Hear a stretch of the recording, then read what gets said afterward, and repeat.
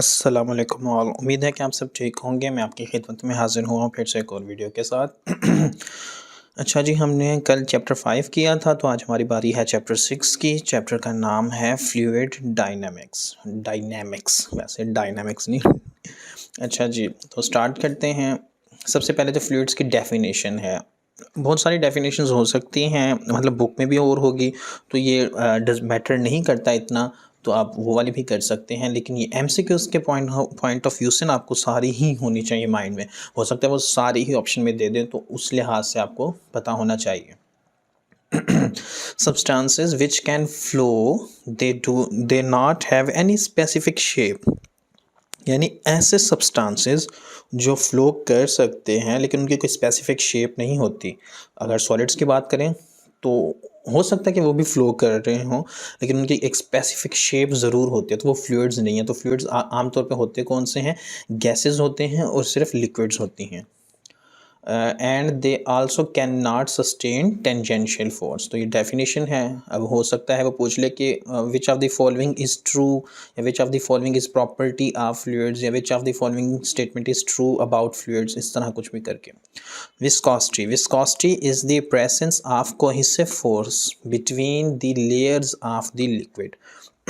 Cohesive forces और adhesive forces, two type की forces होती हैं। इनके बारे में ऐसे शायद आप लोगों ने पढ़ा हो, लेकिन मैं सिर्फ एक रिवाइज करवा देता हूँ। तो कोहेसिव फोर्सेस जो होती हैं ये इंटरमॉलिक्यूलर फोर्सेस होती हैं, यानी कि किसी सेम सब्सटेंस के दरमियान, जैसे यहाँ पे बता रहे हैं ना, एक ही लिक्विड की दो लेयर्स के दरमियान जो फोर्सेस होती हैं। और इस तरह जो एडहेसिव फोर्सेस होती हैं वो डिफरेंट मटेरियल्स के दरमियान होती हैं। अट्रैक्टिव फोर्सेस होती हैं और डिफरेंट सब्सटेंसेस के दौरान। ये आप लोगों ने फिजिक्स फर्स्ट में शायद एक चैप्टर क्वेश्चन पढ़ा होगा, जैसे एक साइकिल के टायर के ऊपर वो गारा लगा होता है, मड लगा हुआ होता है, तो ये आमतौर पे ये मैकेनिकल फोर्सेस भी होती हैं, adhesive forces. The cause of viscosity in gases is the reason because of their diffusion high to low concentration movement। ये विस्कोसिटी की वजह है कि गैसेस में विस्कोसिटी वाला मामला क्यों होता है। विस्कोसिटी है क्या, ये ऊपर आप लोगों ने देख लिया है। ये कुछ उसके रिलेशंस हैं कि लिक्विड के केस में जब टेम्परेचर हाई हो तो विस्कोसिटी लो होती है, जब प्रेशर हाई हो तो विस्कोसिटी हाई होती है। गैसेस के केस में जब टेम्परेचर हाई हो तो विस्कोसिटी हाई होती है, जब प्रेशर हाई हो तो विस्कोसिटी लो होती है। ठीक है। यहाँ पे एक पॉइंट और भी था मेरे ख्याल में, या शायद वो इसमें नहीं है। अच्छा, नेक्स्ट पेज पे होगा, तो देखते हैं। हाँ, fluids oppose the motion of the any object, the नहीं आएगा एनी ऑब्जेक्ट। अच्छा, मैं एक और चीज़ बता दूं, ग्रामेटिकल सेंटेंसेस पे नहीं जाना। पहली बात तो ये वैसे इतने मैटर नहीं करते, एफएससी लेवल तक इतने मैटर नहीं करते। और दूसरा, जिस टाइम मैंने लिखा तब मेरी इंग्लिश बहुत अच्छी थी, तो इस वजह से दा दू दी कहीं पे भी लगे हुए होंगे तो आप लोगों ने इग्नोर कर देने। आई नो कि मिस्टेक है, लेकिन जो पर्पस है इस वक्त आपका, वो मतलब आप लोगों ने पेपर में लिखना तो है नहीं, सिर्फ चूज़ करना है, तो उसके लिहाज से आपको उससे पहचान होनी काफ़ी है।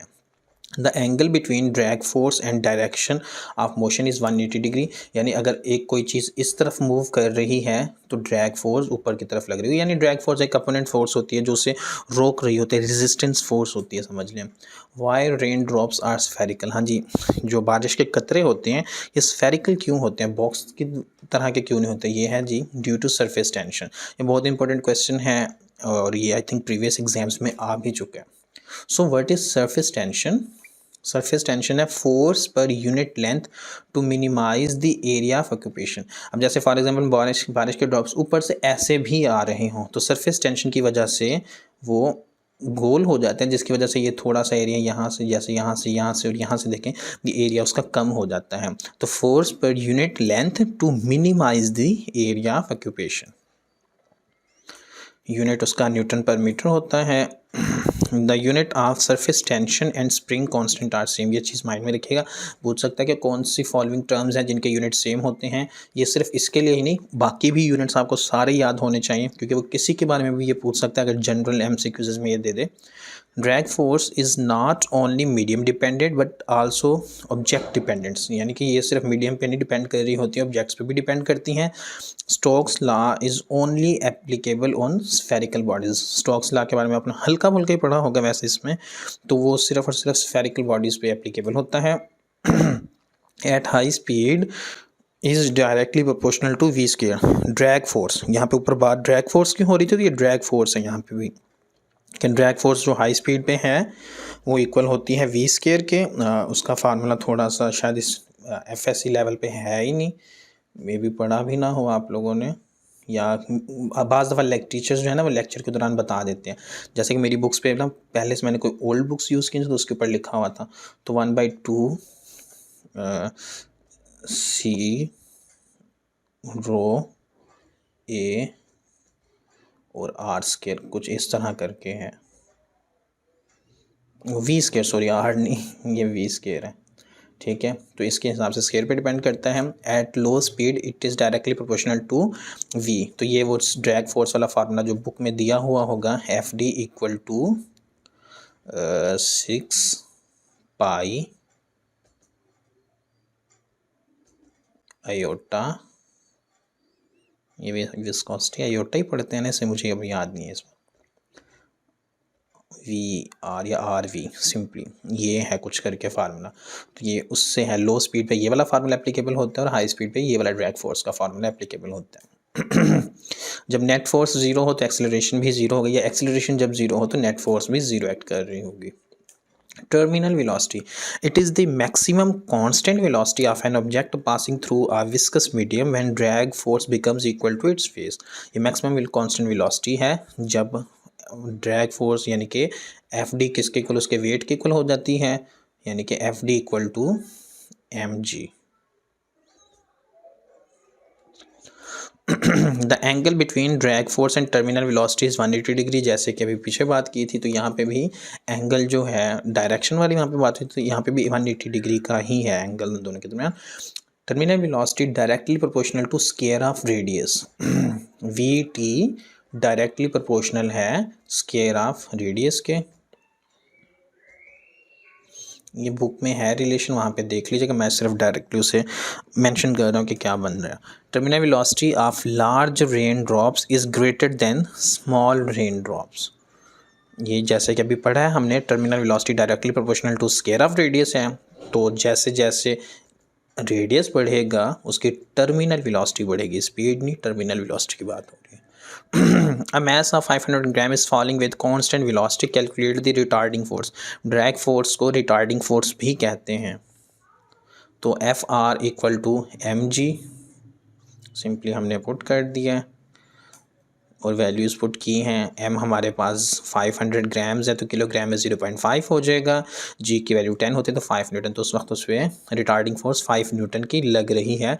उस किस पे, वो जो भी चीज़ गिर रही है 500 ग्राम के वजन वाली जो है। V T directly proportional to the mass, terminal velocity mass के डायरेक्टली प्रोपोर्शनल होती है। एक दूसरा रिलेशन है, यानी जैसे जैसे मैस बढ़ता जाएगा टर्मिनल वेलोसिटी भी उसकी बढ़ती जाएगी।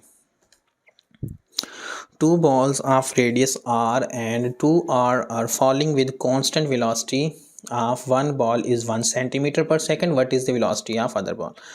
तो पॉज कर सकते हैं अगर आप लोग सॉल्यूशन खुद करना चाहें, वैसे मैं आपके सामने सॉल्यूशन रख देता हूँ।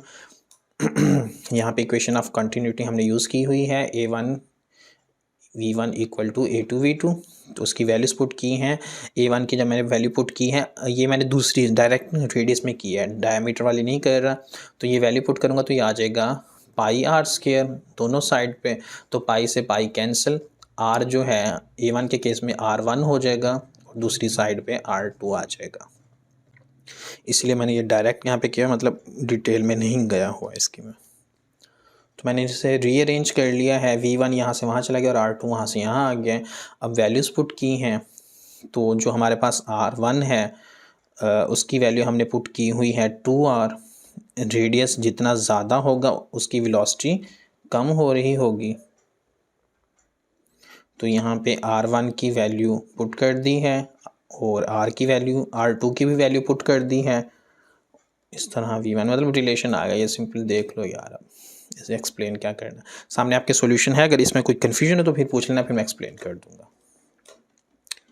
टाइप्स ऑफ फ्लो, तो फ्लो की 3 टाइप्स हैं, लेमिनर फ्लो होता है, रैंडम फ्लो होता है और लेमिनर फ्लो अकर, सॉरी 2 हैं टाइप्स, हाँ लेमिनार के फर्दर नाम हैं 3, लेमिनार फ्लो, स्टेडी फ्लो भी उसे कहते हैं, यूनिफॉर्म फ्लो भी उसे कहते हैं, और उसके अलावा दूसरा होता है रैंडम फ्लो जिसे टर्बुलेंट फ्लो भी कहते हैं।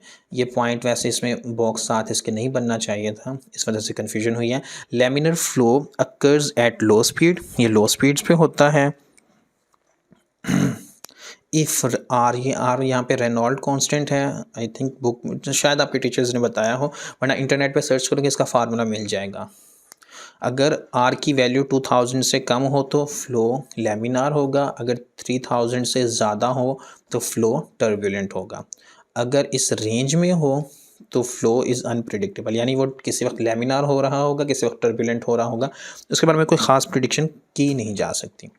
Equation of continuity A1 V1 equal to A2 V2, तो इसे मैंने एक और शक्ल दे दी है, यानी अगर आपको किसी केस में ऐसा न्यूमेरिकल प्रॉब्लम दे दिया जाता है जहाँ पे आपके पास एरिया हो, आपके पास वेलोसिटी हो, तो आप और साथ आपको ये भी टाइम भी कोई दे दे और कह दे कि इसका वॉल्यूम फाइंड करें, तो ये V यहाँ पे वॉल्यूम है।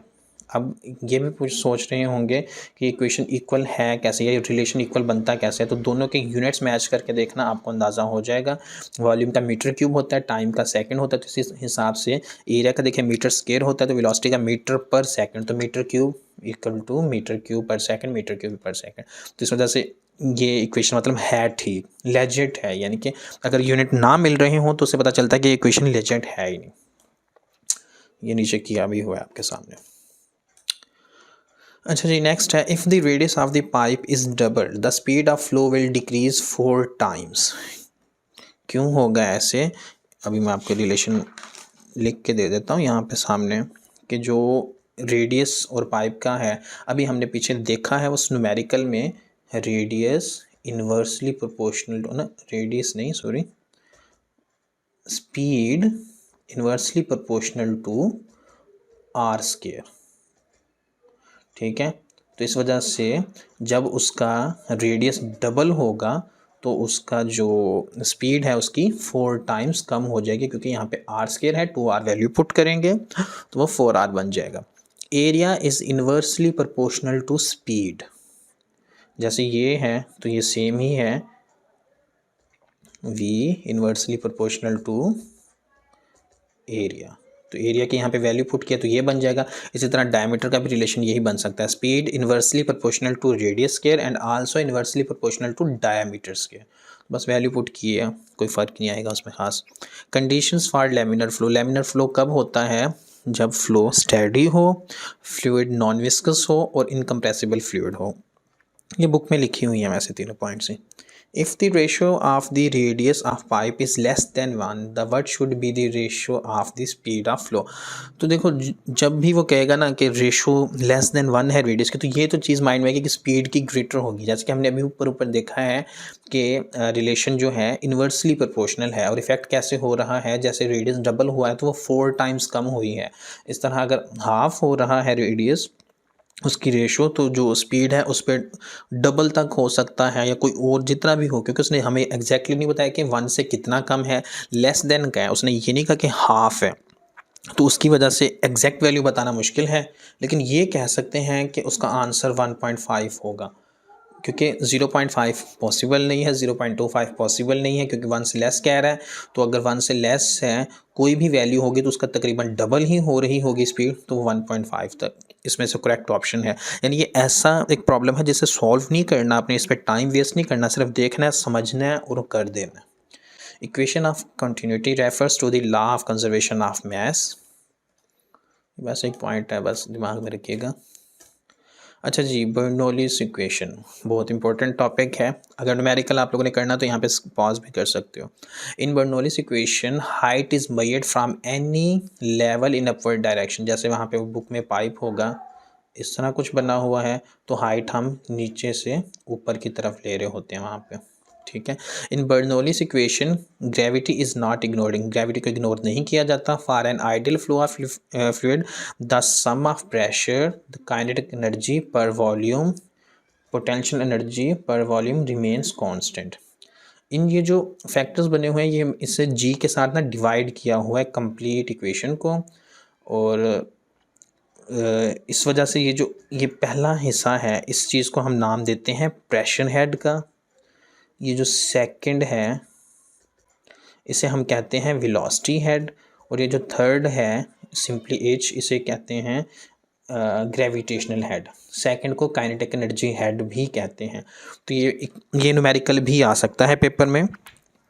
तो कैसे आ सकता है, जैसे एक एग्जांपल आपके पास दी हुई है, the velocity head is 400 centimetre, यानी कि वो ये कह रहा है वेलोसिटी हेड जो है उसकी वैल्यू उसने दे दी है, और वेलोसिटी हेड होता किसके इक्वल है, v² डिवाइडेड बाई 2g। बहुत गंदी राइटिंग बन रही है इसमें, वैसे ही मेरी अच्छी नहीं है लेकिन यहाँ पे तो ज़्यादा ही बेड़ा गर्क है। तो ये आप पुट करेंगे इसमें वैल्यूज़ तो आपका आंसर आ जाएगा। ड्यू टू प्रेशर डिफरेंस की वजह से फ्लूइड्स फ्लो करते हैं, पोटेंशियल डिफरेंस की वजह से करंट फ्लो करता है, टेम्परेचर डिफरेंस की वजह से हीट फ्लो करती है। तो ये 3 पॉइंट्स याद रखिएगा, इससे रिलेटेड कभी भी कोई भी एक एमसीक्यूज बन सकता है, लाजमी नहीं है लेकिन कभी भी बन सकता है। The speed of a flux depend upon height of the liquid above the point of the leak, and it will be greater if the hole is situated near the body. Pressure will increase with depth. At a point where pressure is 2 atm, calculate the speed of a flux. ये simply formula है, इसकी derivation भी यहीं पे हुई है, इसे देख लीजिएगा। अगर नहीं समझ आएगा तो एक्सप्लेन करना पड़ा मैं कर दूंगा। ये कंप्लीट सॉल्यूशन आपके सामने है। यहाँ पे प्रेशर जो है वो P माइनस पी नॉट के इक्वल है, 2 atm है, 1 atm इक्वल टू 10⁵ होता है, तो इस लिहाज से यहाँ पे 1 atm की वैल्यू पुट कर दी है। और रो जो है डेंसिटी, इसकी वैल्यू 10⁵ होती है। ये ज़ुबानी याद रखनी चाहिए आपको हमेशा ही। 1000 किलोग्राम पर क्या था सेंटीमीटर, इस तरह 1000 किलोग्राम पर मीटर क्यूब कुछ करके होती है, मुझे यूनिट इस वक्त दिमाग में नहीं आ रहा। तो ये हमेशा याद रखनी है। ये हो सकता है वो आपको पेपर में दें, हो सकता है वो ना दें, हिंट में भी दे सकते हैं, बाज़ दफ़ा नहीं भी दे सकते। तो ये वैसे आपको ज़ुबानी याद होनी चाहिए। तो यहाँ पे सिंपली वैल्यूज़ पुट की हैं और इसे रीअरेंज किया। जी वहाँ चला गया, एच वहाँ चला गया, जी वैसे ही रह गया है, एच वहाँ पर वैसे रह गया, सॉरी रो आ गई, रो की वैल्यू पुट की है। तो उस हिसाब से हमने आगे इसको जो इसका यूज़ किया है फार्मूला, हमारे पास फार्मूला है स्पीड ऑफ ए फ्लक्स का v equal to √² 2g into h1 minus h2, या सिंपली h कह दें या डिफरेंस ऑफ h कह दें। जैसे यहाँ पे प्रेशर का डिफरेंस है तो यहाँ पे ये डेल h लिख दें, वो ज़्यादा बेहतर रहेगा। वैसे तो सिंपली h भी लिख दो, कोई फ़र्क नहीं पड़ेगा। एग्जामिनर ने आपका सोल्यूशन नहीं, आपका सिर्फ मेथड देखना है, आंसर देखना है उसने, समझ लें। तो जी के साथ जी कैंसिल हो जाएगा, 2 2 4 हो जाएगा, -2 वैल्यू पुट की, तो इस तरह स्क्वायर रूट लेंगे तो 200 आपका आंसर आ जाएगा। जैसे कि मैंने आप लोगों को कल कहा था, ये चैप्टर छोटा है, जितना छोटा है उतना ही ट्रिकी है। इसमें भी काफ़ी सारी चीज़ें ऐसी हैं जो समझ लें एक लिहाज से स्किप हो गई है, लेकिन वो इतनी इम्पोर्टेंट नहीं है। लेकिन मैं आपको ये बता दूं, क्योंकि ये मैंने नोट्स अपने टाइम में 2014 में बनाए थे, तो तब इस चैप्टर की इम्पोर्टेंस इतनी नहीं थी जितनी इस वक्त करंट में है। तो आजकल इसमें से बहुत ज़्यादा न्यूमेरिकल प्रॉब्लम्स आ जाते हैं, 2-3 तकरीबन हर साल आ रहे हैं, और काफ़ी बड़ी बड़ी स्टेटमेंट्स होती हैं, ट्रिकी होते हैं। अगर उन्हें गौर से देखें तो उसी में सॉल्यूशन मिल जाता है। लेकिन ये मैं बता दूँ कि चैप्टर बहुत इंपॉर्टेंट है। ये चैप्टर मेडिकल वालों के लिए भी इम्पोर्टेंट है, इंजीनियरिंग वालों के लिए भी इम्पोर्टेंट है। ई-कैट MD-कैट दोनों में ही ये चैप्टर अच्छी खासी वेटेज रखता है। तो इस चैप्टर को हल्का ना समझिएगा, इसमें बहुत ज़्यादा ट्रिकी पॉइंट्स हैं। काफ़ी सारे मैंने शेयर कर दिए हैं, काफ़ी सारे मुझसे भी स्किप हो गए होंगे, तो आप लोग बुक से देखिएगा, चीज़ें क्लियर हो जाएंगी। अगर आप लोग कहेंगे तो मैं इस बुक से दोबारा देख के चीज़ें, इसका एक और थोरो लेक्चर कर लेंगे जिसमें वो चीज़ें भी डिस्कस कर लेंगे जो इसमें डिस्कस नहीं हुई। उम्मीद करता हूँ कि बाकी वीडियोस की तरह ये वीडियो भी आप लोगों को अच्छी लगेगी। अगर ये वीडियो अच्छी लगती है तो इसे अपने दोस्तों के साथ शेयर करें, वीडियो को लाइक करें, चैनल को सब्सक्राइब कर लें। Thank you so much and अल्लाह हाफिज़।